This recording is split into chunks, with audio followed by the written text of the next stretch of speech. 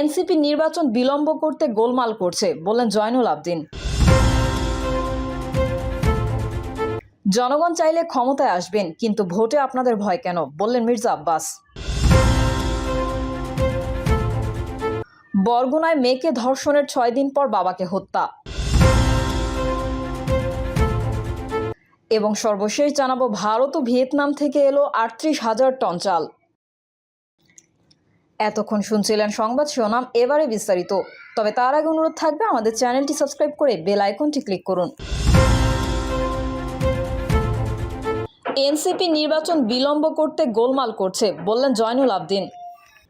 জাতীয় সংসদ নির্বাচন বিলম্ব করতে শিক্ষার্থীদের নতুন রাজনৈতিক দল জাতীয় নাগরিক পার্টি গোলমাল করছে বলে মন্তব্য করেছেন বিএনপি চেয়ারপারসনের উপদেষ্টা ও সাবেক বিরোধী দলীয় চিফ হুইপ জয়নুল আবদিন ফারুক। বিএনপির এই নেতা বলেন, জনগণের প্রত্যাশা ও আকাঙ্ক্ষা বাস্তবায়নে নিরপেক্ষ নির্বাচন অতি প্রয়োজনীয়।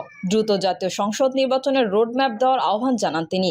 এনসিপি গণপরিষদ নির্বাচন ও জাতীয় সংসদ নির্বাচন করার একটা পরিকল্পনা এই সরকারের কাছে পেশ করেছে জয়নুল আবেদিন ফারুক এবং বলেন, সরকারকে বলবো, আমি গণপরিষদ বুঝি না, আমি বুঝি একটাই, আমার বিরুদ্ধে 84টা মামলা ছিল, 16 বছরের 9 বছর জেলে ছিলাম। একজন রাজনৈতিক কর্মী, স্বাধীনতার যোদ্ধা হিসেবে অধ্যাপক মোহাম্মদ ইউনূসের কাছে দাবি করতে চাই, গণপরিষদ নয়, বাংলাদেশের মানুষের আশা আকাঙ্ক্ষা একটি নিরপেক্ষ জাতীয় নির্বাচন। নির্বাচন নিয়ে প্রধান উপদেষ্টার উদ্দেশ্যে তিনি বলেন, একটি নিরপেক্ষ নির্বাচন ব্যবস্থার জন্য আপনাকে মসনদে বসানো হয়েছে। আপনি এই মুহূর্তে এমন একটি নির্বাচন দিন, যেই নির্বাচনে আমরা আমাদের পছন্দ মতো প্রার্থীকে ভোট দিতে পারি। বিএনপির এই নেতা আরও বলেন, এই মুহূর্তে ফ্যাসিস্টদের বিচার করতে হলে জনপ্রতিনিধি সরকার প্রয়োজন। তাই এই নির্বাচনে এই সরকারের উচিত বিলম্ব না করে দ্রুত নির্বাচনের ব্যবস্থা করা। জনগণ চাইলে ক্ষমতায় আসবেন, কিন্তু ভোটে আপনাদের ভয় কেন বললেন মির্জা আব্বাস। নির্বাচন বিলম্ব ইস্যুতে দেশের কয়েকটি রাজনৈতিক দলের প্রতি ইঙ্গিত করে বিএনপির স্থায়ী কমিটির সদস্য মির্জা আব্বাস বলেছেন, আওয়ামী লীগ তো দেশটাকে বাপের তালুকদারে ভেবেছিল, যার কারণে যা খুশি তাই হয়েছে। আপনারাও কি তাই ভাবেন? এই বাংলাদেশ কারো তালুকদারি নয়, এই বাংলাদেশ জনগণের। সুতরাং কথাবার্তা বলার সময় হিসাব করে বলবেন, আমাদের যেন বেহিসাবি কথা বলতে না হয়। নির্বাচন বিলম্ব নিয়ে কয়েকটি রাজনৈতিক দলের প্রতি ইঙ্গিত করে তিনি বলেন, আমরা বুকের তাজা রক্ত ঢেলে দিয়েছি গণতন্ত্রের জন্য, কথা বলার জন্য, ভোটের অধিকারের জন্য। আজকে যখন ভোটের সময় আসছে তখন এখন বলেন, এটা না করলে ভোট হবে না, ওটা না করলে ভোট হবে না। কেন রে ভাই, কেন?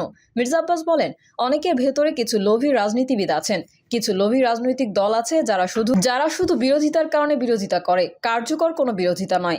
এই দলগুলো পাকিস্তানের সৃষ্টিলগ্নে ভারত বিভক্তি থেকে শুরু করে আজ পর্যন্ত শুধু বিরোধিতাই করে গেল। দেশপ্রেমের লেশমাত্র তাদের ভেতরে নেই। তারা দেশকে ভালোবাসে না, দেশের মানুষকে ভালোবাসে না। যেভাবেই হোক ক্ষমতায় থাকতে হবে, যেভাবেই হোক ক্ষমতায় যেতে হবে, এটিই তাদের ভালোবাসা। আমাদের তো তাতে আপত্তি নেই। দেশের জনগণ যদি আপনাদের ভোট দিয়ে ক্ষমতায় নেয়, আপত্তির কি আছে? ভোটে আসেন। ভোটকে ভয় পান কেন? নির্বাচনকে ভয় পান কেন? নির্বাচনের বিরোধিতাকারী রাজনৈতিক দলগুলোর নাম উল্লেখ না করে বিএনপির জ্যেষ্ঠ নেতা বলেন, যারা লম্বা লম্বা কথা বলেন আজকে নির্বাচন করতে দেওয়া হবে না, করতে দেয়া যাবে না, তারা বুকে হাত দিয়ে বলেন, জুলাই আগস্টের আন্দোলনে আপনাদের কয়জন নেতাকর্মী শাহাদত বরণ করেছেন? 1 মাসে বিএনপির 422 জন নেতাকর্মী শাহাদত বরণ করেছেন, শহীদ হয়েছেন। আপনাদের কয়জন শহীদ হয়েছেন? গণমাধ্যমের সমালোচনা করে মির্জা আব্বাস বলেন, আমাদের সাংবাদিক ভাইয়েরা আজকাল অনেক দলের কথা পত্রপত্রিকায় লেখেন না, অনেক দলের খারাপ কথা লেখেন না, ভালো কথা হয়তো লেখেন 2-1টা, আর বিএনপির ভালো কথা লেখেন না, খারাপ 2-1টা লিখে দেন। তিনি বলেন, একটা কথা আছে না, সব পাখি মাছ খায়, দোষ করে মাছরাঙা। এখন বিএনপির বিরুদ্ধে বলতে সহজ। মরহুম সাইফুর রহমান সাহেব সিলেটি ভাষায় বলতেন, হাড্ডির পাশের মাংস খাইতে খুব মজা লাগে। বিএনপি একটি বড় দল, গোছানো ও সুন্দর দল। এই দলের বদনাম করতে খুব মজা লাগে। বিভিন্ন দল, টেলিভিশন ও ইউটিউবার একযোগে বিএনপির বিরুদ্ধে কথা বলছে। আমাদের কাজের মাধ্যমে এগুলো প্রতিরোধ করতে হবে। জনগণের পাশে থেকে তাদের এটি বোঝাতে হবে যে বিএনপি ছাড়া এদেশে জনগণের কোনো বন্ধু নেই। চাঁদাবাজদের প্রতিরোধ করার আহ্বান জানিয়ে মির্জা আব্বাস বলেন, আপনাদের বিরুদ্ধে কিন্তু ওইসব লোকগুলো অনেক বদনাম করছে। অপকর্ম করে তারা, চাঁদাবাজি করে তারা, দুষ্কর্ম করে তারা চাপিয়ে দেয় বিএনপির উপরে। মুখের কথা অথবা কাজের মাধ্যমে এই চাঁদাবাজদের প্রতিরোধ ও প্রতিহত করতে হবে। তিনি বলেন, যদি তা না করেন, আমাদের ভারপ্রাপ্ত চেয়ারম্যান সাহেব বারবার বলেছেন, যদি জনগণের মন থেকে উঠে যান, আওয়ামী লীগের যে পরিণতি হয়েছে তার চেয়েও ভয়াবহ পরিণতি হতে পারে, সাবধান থাকবেন। তিনি বলেন, আপনাদের সবার নামে 1 না 2-1 জনের নামে অভিযোগ আছে। একটা এলাকায় 100 কর্মী আছে, দুজন হয়তো খারাপ, হয়তো বদমাইশি ও অপকর্ম করে, বাকি 98 জন কর্মী তো খারাপ না। সুতরাং দুজন লোকের জন্য বাকিদের কালিমা লিপ্ত হতে দেওয়া যাবে না। মির্জা আব্বাস বলেন, বিএনপিতে কোনো অপকর্মকারী, দুষ্কৃতকারী, চাঁদাবাজের জায়গা নেই, হবে না। কেন খারাপ লোকের জায়গা বিএনপিতে হবে না, এই কথাটা মনে রাখবেন। বরগুনায় মেয়েকে ধর্ষণের 6 দিন পর বাবাকে হত্যা।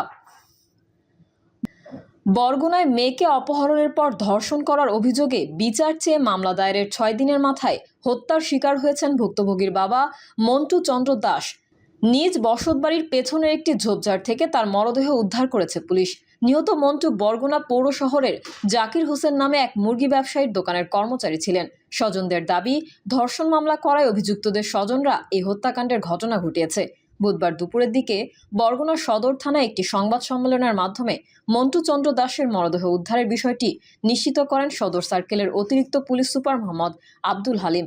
এর আগে মঙ্গলবার দিবাগত রাত 1টার দিকে বরগুনা পৌরসভার 1 নম্বর ওয়ার্ডের কালীবাড়ি করইতলা এলাকায় নিজ বাড়ির পেছন থেকে নিহতের মরদেহ উদ্ধার করা হয়। পুলিশ সূত্রে জানা যায়, হত্যাকাণ্ডের আগে নিহত মন্টুর 7ম শ্রেণীতে পড়ুয়া মেয়ে স্কুলে যাওয়ার পথে অপহরণের পর ধর্ষণের শিকার হয়। এমন অভিযোগের ভিত্তিতে